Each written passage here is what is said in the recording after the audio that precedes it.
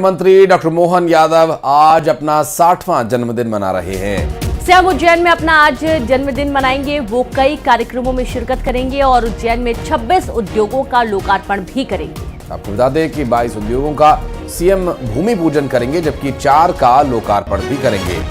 और इसके बाद मुख्यमंत्री सेवाधाम आश्रम जाएंगे। आश्रम में रहने वाले लोगों के साथ बर्थडे मनाएंगे। अलग अलग कार्यक्रमों में शिरकत करने के बाद वे भोपाल रवाना होंगे। तो देखिए, मुख्यमंत्री डॉक्टर मोहन यादव 60 साल के हो रहे हैं और आज 60वां जन्मदिन वे मना रहे हैं आज। और आज जिसके चलते सेवाधाम आश्रम में जन्मदिन मनाने का कार्यक्रम है। साथ ही आज 22 उद्योगों का भूमि पूजन और कुछ का लोकार्पण भी करने वाले हैं। 4 उद्योगों का लोकार्पण करेंगे सीएम और इस तरीके से आज वे अपना जन्मदिन मनाने वाले हैं।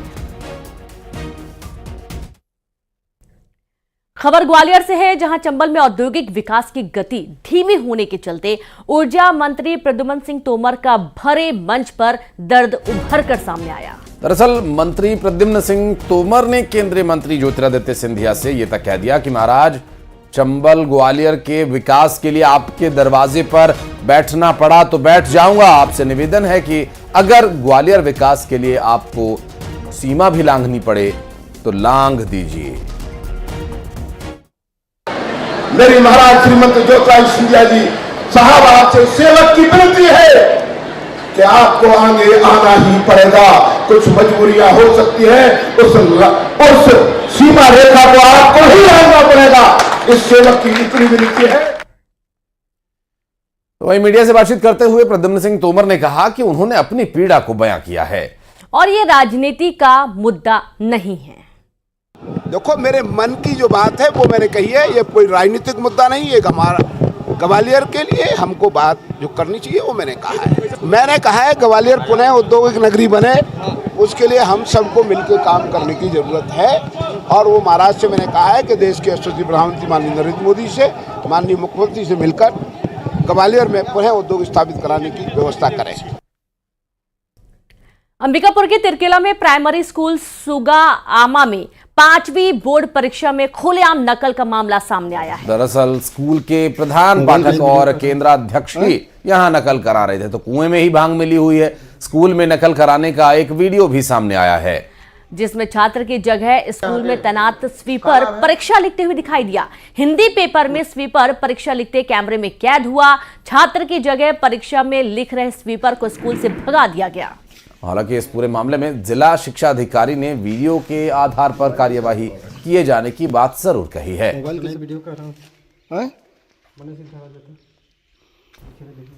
अभी ही आपके द्वारा मुझे बताया गया है और ये मेरे संज्ञान में आया है।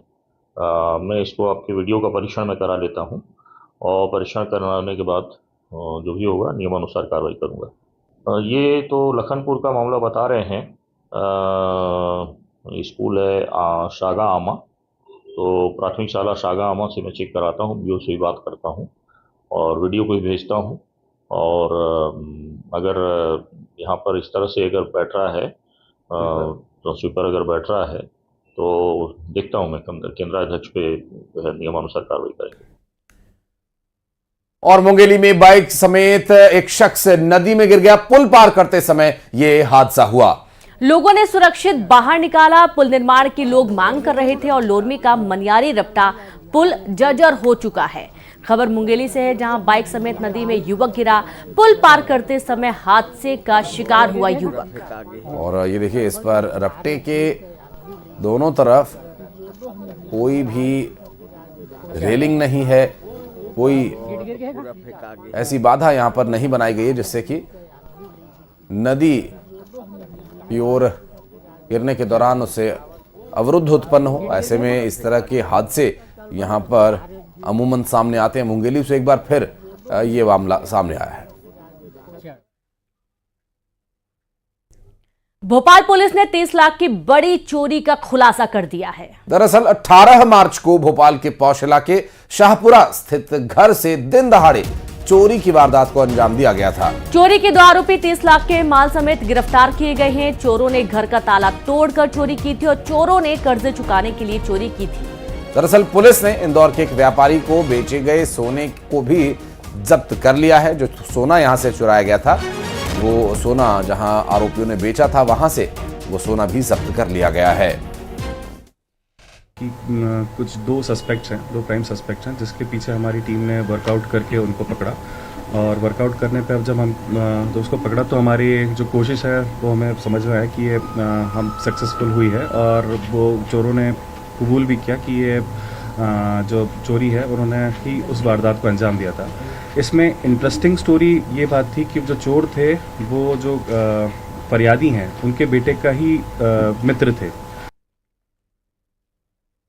देश भर में पीएससीएल कंपनी के जरिए 70,000 करोड़ की ठगी करने वाले 2 फरार डायरेक्टरों को रतनपुर पुलिस ने गिरफ्तार किया है। दरअसल आरोपी गुरमीत सिंह दिल्ली का रहने वाला है, जबकि सुब्रतो भट्टाचार्य गुरुग्राम का रहने वाला है और इसके खिलाफ भारत के कई राज्यों में धोखाधड़ी के मामले दर्ज हैं। तो वहीं 2018 में रतनपुर थाना में दर्ज केस के मुताबिक पीएससीएल ने 5 साल में रकम दोगुनी करने का लालच देकर छत्तीसगढ़ के 1449 निवेशकों से 42.78 करोड़ रुपए जमा कराए। जबकि देश भर में 70,000 करोड़ से ज्यादा का निवेश इन्होंने करवाया था और अब आरोपियों को धर लिया गया है। लेकिन अब क्या निवेशकों के पैसे वापस हो पाएंगे, ये एक अहम सवाल है। रतनपुर में पीएससीएल कंपनी जो चिटफंड कंपनी है उसके खिलाफ में 2018 में क्राइम रजिस्टर था, जिसके 7 आरोपियों को पहले अरेस्ट किया जा चुका था। 2 आरोपी जिसमें कि फरार थे, पंजाब और दिल्ली के रहने वाले गुरमीत सिंह और सुब्रतो भट्टाचार्य, दोनों की अरेस्टिंग अभी प्रोडक्शन वारंट में की गई है और उनको गिरफ्तार करके न्यायिक रिमांड में भेजा गया है।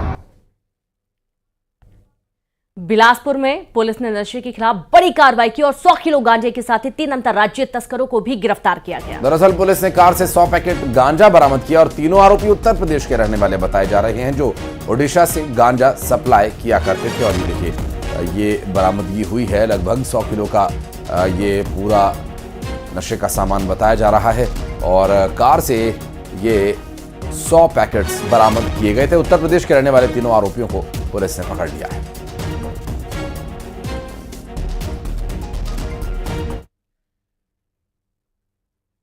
और धमतरी के गोरेवांव के तालाब में नरकंकाल मिलने से सनसनी फैल गई। सीमेंट से खंबे से बंधा मिला कंकाल, मृतक की अब तक शिनाख्त नहीं हुई है। नगरी थाना क्षेत्र का ये पूरा मामला सामने आया। देखिए तस्वीर आपके सामने, जहां धमतरी के गोरेगांव के तालाब में नरकंकाल मिलने से सनसनी फैल गई और यहां पर सीमेंट से खंबे से बंधा ये कंकाल पाया गया है। धमतरी का ये पूरा मामला, हालांकि अभी इसमें जांच में कुछ और तथ्य सामने आने की उम्मीद है कि आखिर ये शख्स कौन है और क्या हुआ इसके साथ जो ये इस हालत में पहुंचा। बहरहाल अब इस पूरे मामले पर पुलिस छानबीन कर रही है। एक बड़ी चुनौती धमतरी पुलिस के लिए। तालाब के किनारे एक मानव नरकंकाल पड़ा हुआ है, तो आकर के यहाँ पे मर्ग दर्ज करके पंचनामा कार्रवाई की गई है और इसको पीएम के लिए भेजा जा रहा है। पीएम रिपोर्ट आने के बाद ही फिर आगे की कार्रवाई इसमें जारी की जाएगी। नहीं, वो क्लियर नहीं हो रहा है क्योंकि वो अभी पूर्णतः मानव का नरकंकाल है, कहीं चोट का वैसा कोई निशान भी नहीं दिख रहा है और जो आधी जो बॉडी है उसकी कुछ मांस सड़ा हुआ है, वो पानी के अंदर था। तो पीएम रिपोर्ट के बाद ही डॉक्टर से राय लेने के बाद ही नतीजे पे पहुंचा जा सकता है। मध्य प्रदेश विधानसभा के बाहर